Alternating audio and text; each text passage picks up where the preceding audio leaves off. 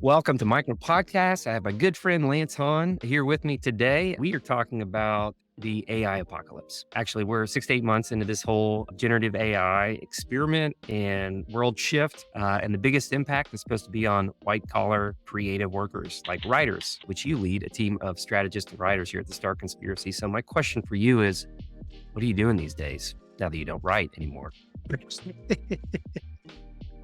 That's all. I mean, I don't have to worry about this at all. Yeah, lots of people ask us how we're using generative AI. Does it work? And, I think one thing we found out, it makes a great co-writing tool. It gives you great ideas. So, as a brainstorming buddy, as somebody that can help you, is there any research out there that do that? Make sure you check the research. In that case, great for that. Is it great for long form content writing? No, it immediately throws up all kinds of alarm bells whenever you read anything generated by ChatGPT that's anything longer than like a paragraph.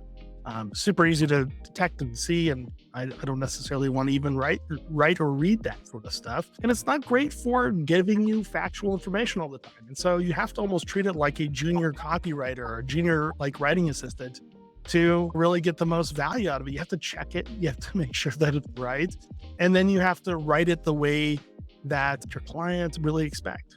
Yeah. Even though we're in B2B sales and marketing, at the end of the day, it's human to human connection. We're trying to deliver value. We're trying to help make sense of the world, through thought leadership and things like that. So there's an aspect of just trust that's cultivated and kind of what you're putting out there. So I worry about kind of the breakdown in trust as it relates to an overwhelming amount of just content that could be generated out of thin air without trusted perspective and brand behind it. I don't know if you have any perspective on how you're seeing that. Yeah, well, I don't think there's any evidence that people want to consume AI generated content.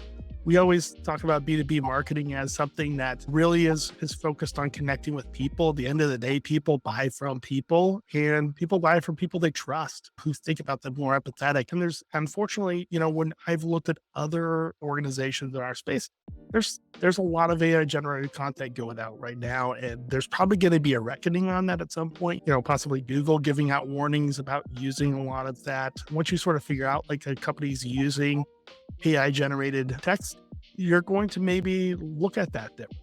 And that's a risk a lot of organizations aren't willing to take, which is why we're still busy, why we're still writing a ton. Once when it comes to our agency, they want something written by us. We can't depend on AI for that. But again, it's got other uses, and it's been really valuable for us.